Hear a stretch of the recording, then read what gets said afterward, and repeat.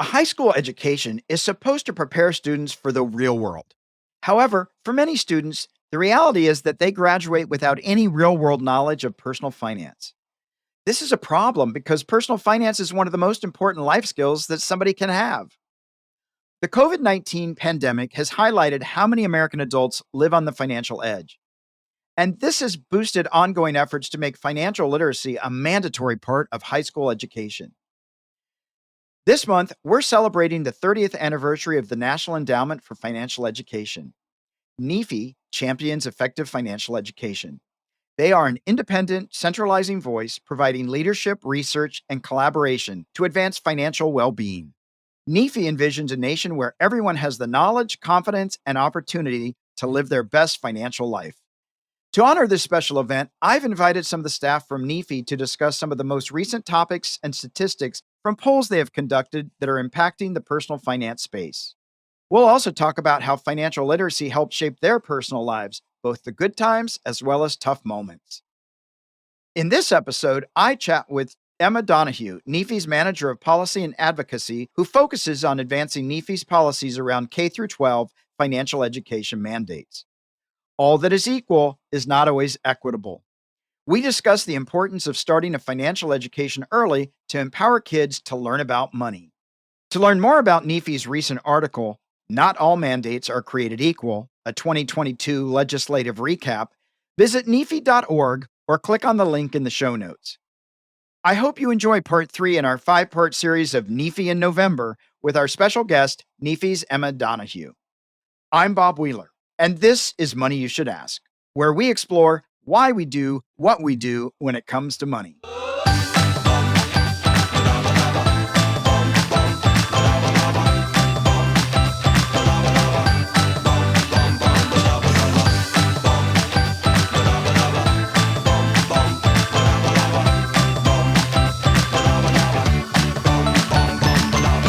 Emma Donahue, NEFE's Manager of Policy and Advocacy, focuses on advancing NEFE's policies around K-12 financial education mandates. She works on tracking legislation nationally and expanding NEFE's role in this policy area. Emma received her bachelor's and master's degree in public policy and political science from the University of Denver. When she isn't working, she enjoys hiking with her husband and adorable black lab. She has served on several youth leadership boards and enjoys being active in her community. It's so wonderful to have you on the show, Emma. So great to be here.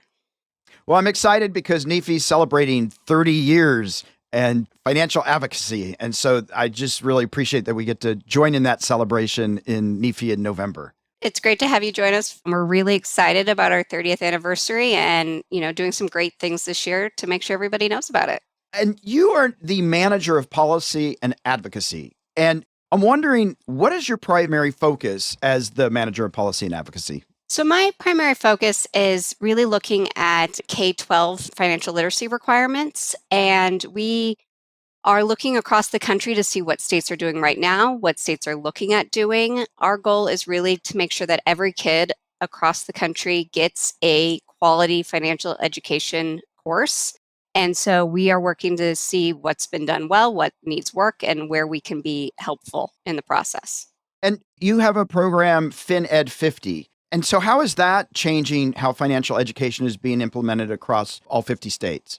So we're really excited to be part of FinEd 50. It's a consortium of us, Visa, and the Council on Economic Education, and a few other partners. So we're really excited to be a part of that. It's not our project, it's one we joined in on. But we, on that project, are able to use our resources, our research to really show what's the best versions, what the research shows is the best way to get financial education to students, and then working with partners who are able to go out and talk to legislators and go out and actually, really push this policy moving forward so that more states are adopting it. In Colorado, where NEFE is based, personal finance standards are required to be implemented. And so how does that make a difference in students' lives? So we do have standards required in our curriculum here in Colorado, and that just makes sure that in some courses over your education career, you are getting some of those personal finance, core elements. At NEFE, and we would love to have Colorado join us, we really want to make sure that there is a set-aside dedicated course for financial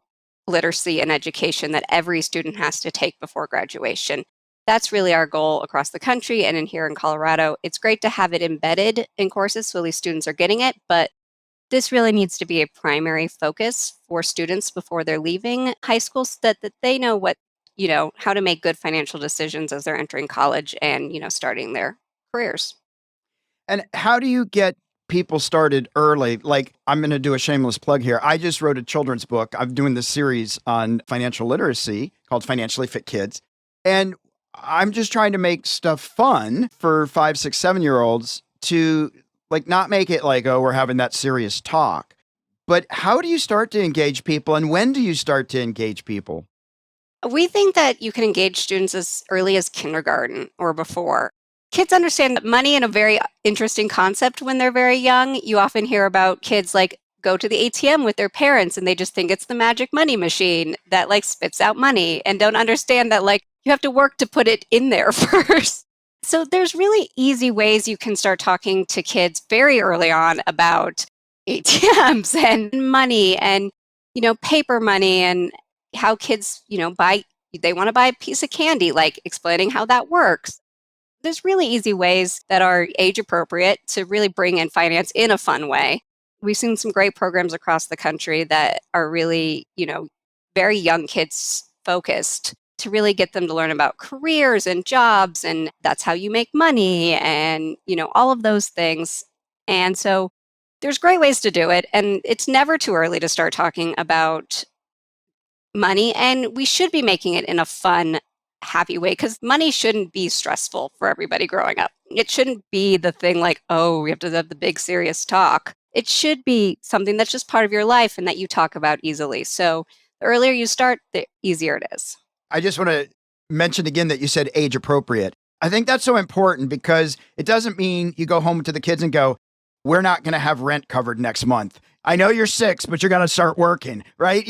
Like, we don't want to heavy burden them with some of the more serious stuff because they are kids, but where we can include them, where we can help them make choice about where we're going to go on vacation or little things that don't make a huge impact if they misstep in their choices. Yeah, starting off easy, small things where, yeah, it's not, the end of the world if they go over their candy budget. But, just getting kids to be aware of what's going on around them. Yeah, absolutely. Do you think it would have had an impact on your life if personal finance standards were required in your high school? I grew up here in Colorado, so I did go to some Colorado schools, and the standards were included, but I think a more emphasis on them, a more priority on them would have made a bigger difference in my life going forward. I graduated, I decided to go to college, I took out student loans, am still paying them back currently, like many people my age are doing. And I think I would have made some different financial decisions around college earlier in my life if I had maybe had that information more readily present when I needed it. We talk a lot in NEFE about in time interventions around financial education and that getting it to people in the moments that, right before they're making those big decisions often can be the most beneficial long term. And I think that would have done a lot for me as well. Yeah, and I'm wondering, you talked about if there had been more of an emphasis, and I'm wondering if, and I guess it's always a risk that some places that have to implement it will just be, well, we have to implement this, so run through the steps, check box, and not really be the financial nerd that I am, or maybe that you are, and NEFE is, that are like, this is super important, don't have the passion. I mean, it's still they're going to get the information, but if they're not quite as passionate as we are, it still may be like, oh, money.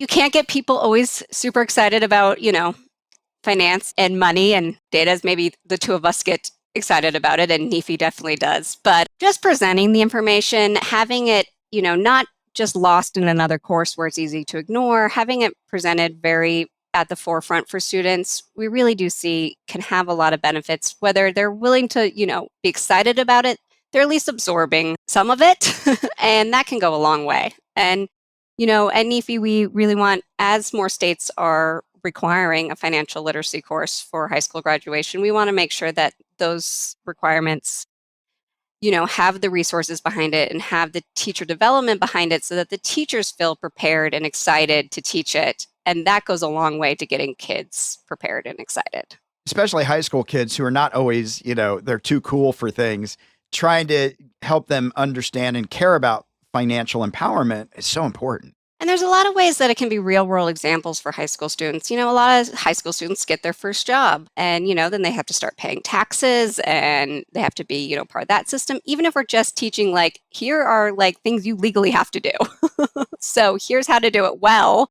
And not, we don't need to, jump way ahead to like, here's how you set up retirement accounts and here's how but let's do stuff that's relevant to their everyday lives. Teach them that. And then, it gets them in the habit to start thinking about things as they go forward. Was there anything when you either graduated high school or college, you said, oh, wow, I didn't realize that was like an adult thing I was going to have to do. Like, they didn't mention that.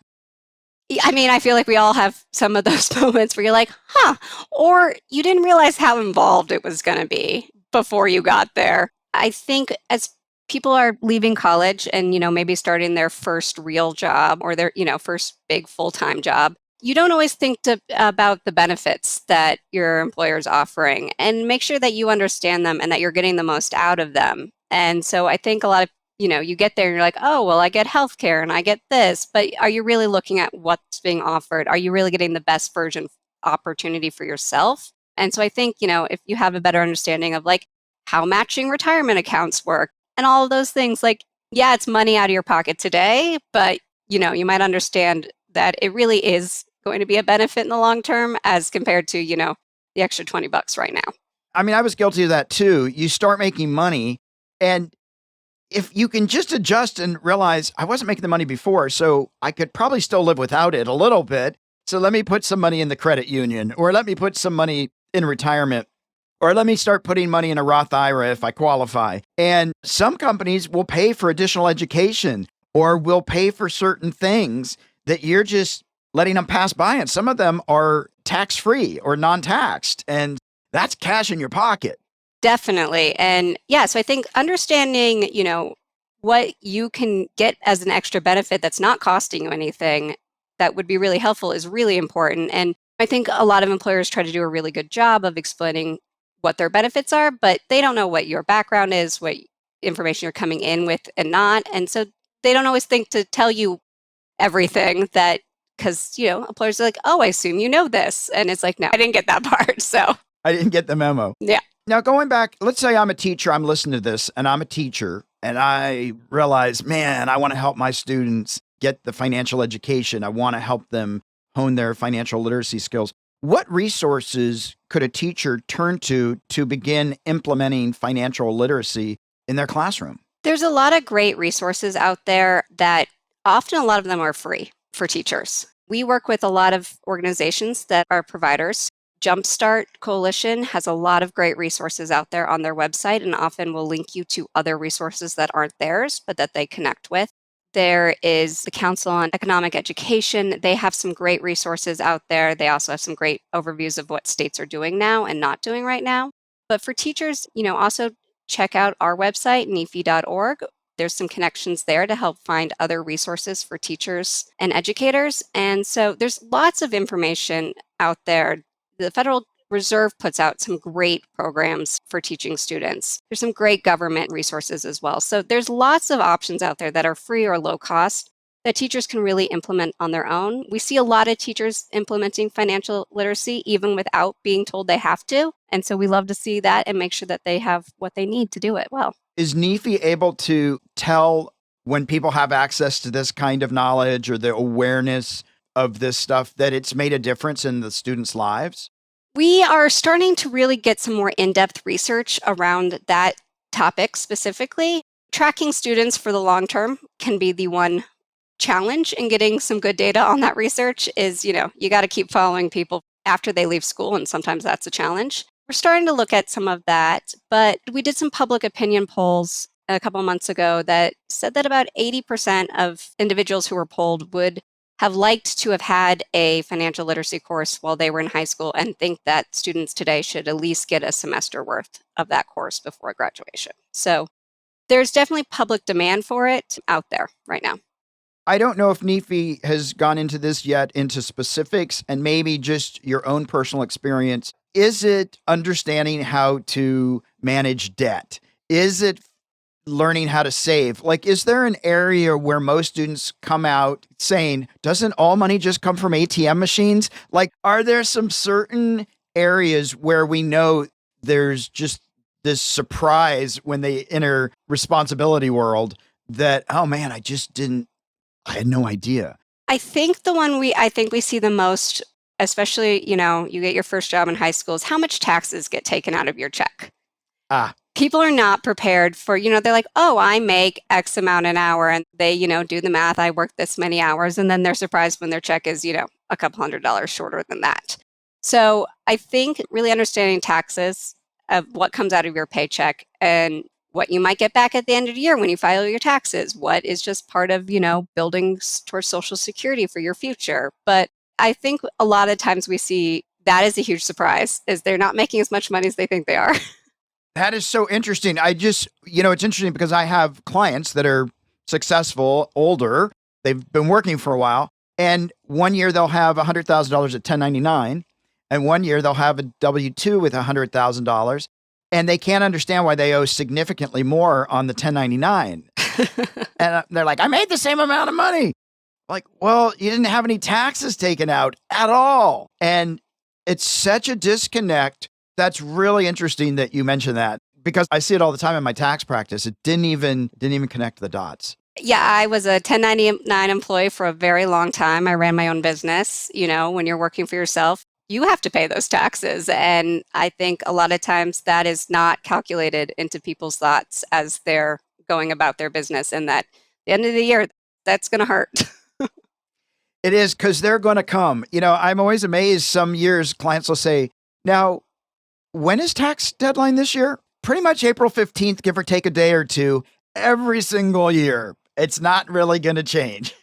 Yeah, the federal government not big on moving dates around a lot. They kind of stick to something once they figured it out. So That's right. Yeah, we're going to have taxes next year too. It's just count on it. Just count on it. That is so interesting. The other thing I know, like when kids get out of college, all the credit card companies are there to hand them credit oh, cards. I mean, it used to be so much worse. They used to show up the day you walked into college to hand you a credit card. There's been a lot of work done around that predatory practice of you turn 18, you walk onto campus, and there's 18 credit card companies trying to get you to sign up. So it's getting a little better, but yes, there's still a lot of you walk out, you get your first job, and everybody says, here, don't you want a credit card? I got $20,000 worth of credit, and I thought I had $20,000 of extra money.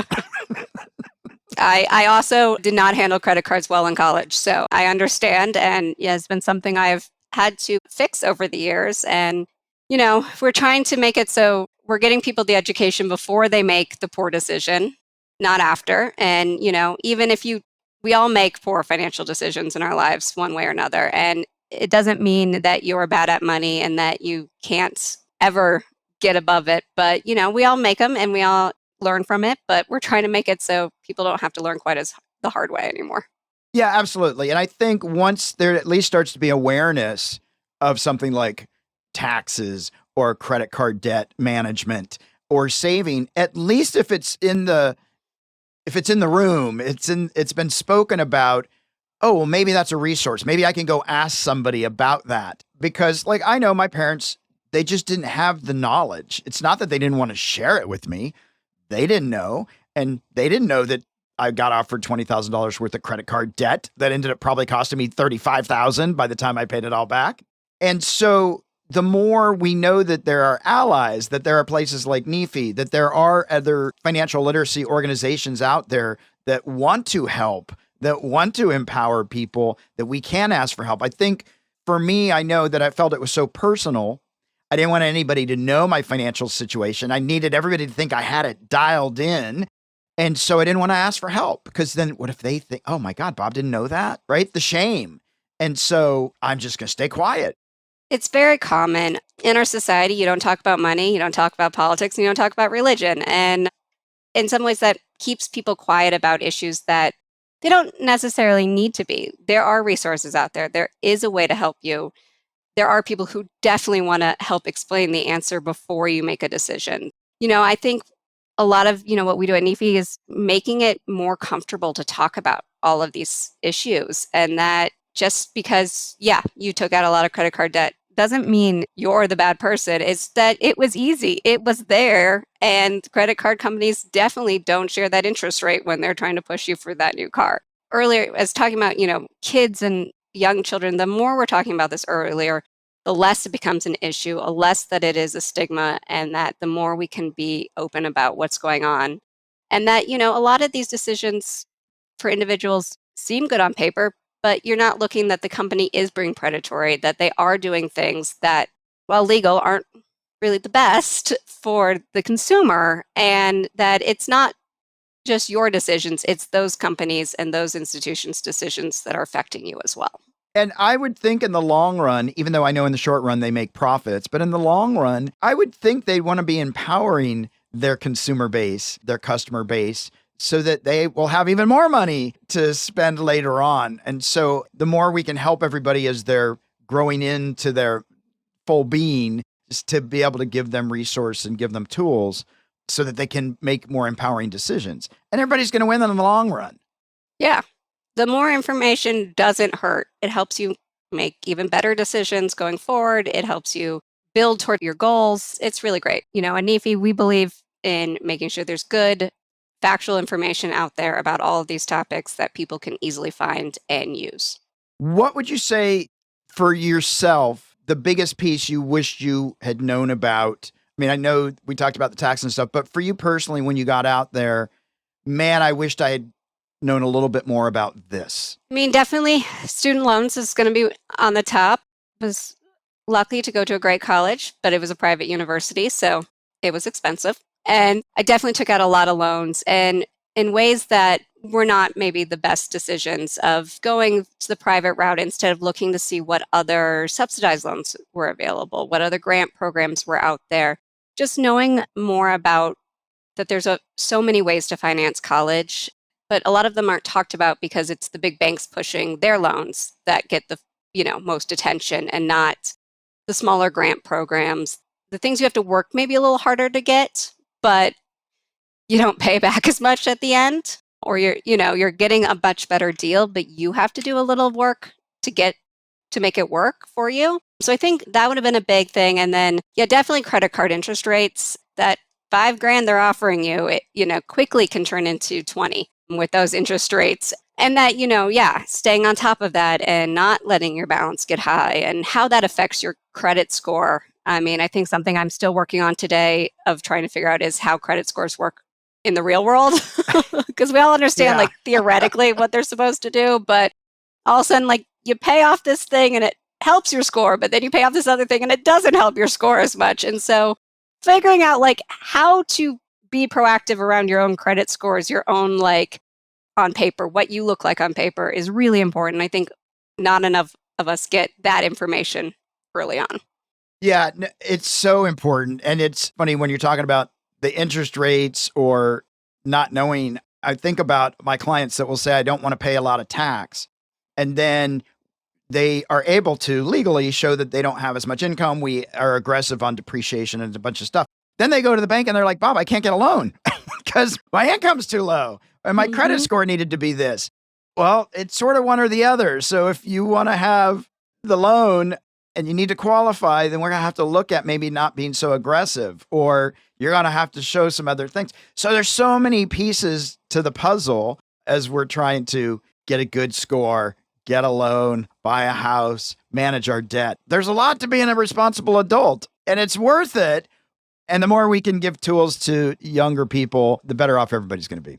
Yeah, it's a complex system, and students need that information early. The earlier you start making good decisions and understanding what your decisions will lead to, the stronger you'll be in the future. And I don't want anybody to feel bad about not understanding the whole complex financial system, because, we do this work and I don't understand some of it most days. It's meant to be complicated, and that's how it was built. So the more education we have, the better we will manage the system that was made to be complicated. Absolutely. And you don't have to like the rules, but at least if you know the rules, then you know how to work with the rules and work in a system, even if it's not always a fair system. That's something we're really looking at right now at NEFE is, the equity issue around our system. how we make sure that everyone can fully participate in the financial system regardless of background or anything else about them. And that's really important to us to make sure that we might not all like the system, but that everybody is included in it. Absolutely. A wider welcome for sure. Well, Emma, we are at the Fast Five, and this month, Fast Five is brought to you by NEFE, the National Endowment for Financial Education. NEFE champions effective financial education. They are an independent, centralizing voice providing leadership, research, and collaboration to advance financial well being. And they are celebrating 30 years. So thank you, NEFE. All right, here we go, Emma. What were you most worried about financially in high school? Paying for college. Definitely. I knew I wanted to go and that my parents weren't going to be able to fully pay for it or, really do all of it. So that I knew that was definitely something that was going to be important in my future. Is there anything that you've splurged on recently? And if so, what was it? Well, it's always shoes. As we talked about earlier about, making some interesting financial decisions sometimes is, do you really need the $200 pair of shoes? Maybe not, but do you want it? Yes. So it's usually always shoes. It's always shoes for me. If you knew your bank account was listening to you, what would you say to it? I'm very sorry about the shoes, but they were important. What is your biggest money fear? That is a good question. Because biggest money fear is just not being able to, build the kind of life I want. My husband and I are trying to buy a house right now in a very fun housing market. So biggest money fear is just, not being able to get the system to work for me and, get it all going in the right direction so I can do what I want to do. Absolutely. What would a treat yourself day look like for you? And how much money would you spend? Should I spend or would I spend? It's a very good question. Would you spend? Would I spend? Well, I guess a treat day would probably be a very nice lunch. I do like to go out, enjoy probably some shopping and getting my nails done. $200-$300, depending on where you go to lunch and what shoes you buy. I would probably spend at least a couple $100s on that, but that's not something I get to do very often. Well, it's important to have those little treat yourself days. It's important to be fiscally responsible. It's important to make sure you can pay the rent and all those things. And it's also important to stop every once in a while and say, hey, I'm doing pretty good, and be able to celebrate the wins and actually take a pause to treat yourself. Yeah, what's the point of doing all of this if we don't actually get to have any fun at the end of the day? So, got to have a little fun. It's very important. Very important. Well, we are at the M&M Money and Motivation sweet spot of the podcast. I wonder if you have a practical financial tip or a piece of wealth wisdom you could share with our listeners. Something that I did recently that really made a very big difference in my life is check in on all the subscriptions you sign up for. It is amazing how many you will forget about. So there's some services out there if want somebody else to help you look through it, but also just go through your bank statement and start going, what is this? Why is this $15 coming out of my account every month? Do I want this thing anymore? Yeah. Half the time you'll find you don't even use the service anymore or the product. You forgot about something, you were on some recurring donation thing. Make sure that where your money's going is where you actually want your money to go. I saved a lot of money by canceling a bunch of subscriptions I pretty much had forgotten about or weren't really using well. So make sure you're looking through to see what it's so easy to hit just those recurring, like take it out of my bank account subscriptions, sign up for them. It's so easy. And then it's so easy to forget about them as well. So go get your money back. Yeah, that's awesome. And I think especially now where people do paperless bank statements and paperless everything, and they're like, and we're not actually stopping. I'm old enough. We used to print them out. We'd get them in the mail. You'd take a pencil, you reconcile. And nowadays it's like, okay, there's money in the bank and we don't stop and look. I advocate for that so much because I was paying for an iPad for several months that was theoretically free and an extra phone line, right? I'm like, wait a minute. But I got in that lazy habit, like, yeah, whatever, I can afford. And even if I can afford it, do I want to give away my money? And so I just think that is such a great tip. Do that this weekend, everybody. Credit cards, cable bills, phone, everything. Where's that money going? I had a friend that was using Candy Crush, and it goes on your phone bill. It was like crazy. Where can people find more about NEFE? You can find us at nefe.org. That's nefe.org. There's a lot of resources there about our research, the work we're doing, and just great ways to connect with us. Well, Emma, it's been such a great pleasure. I appreciate you sharing some of your personal story. I appreciate you sharing the work you're doing at NEFE and the work that NEFE is actually out there doing, and really appreciate it. We hope everybody will go out and learn more because there's always more to learn. I'm still learning. We all are. Thank you so much for having me, and it was great to talk today.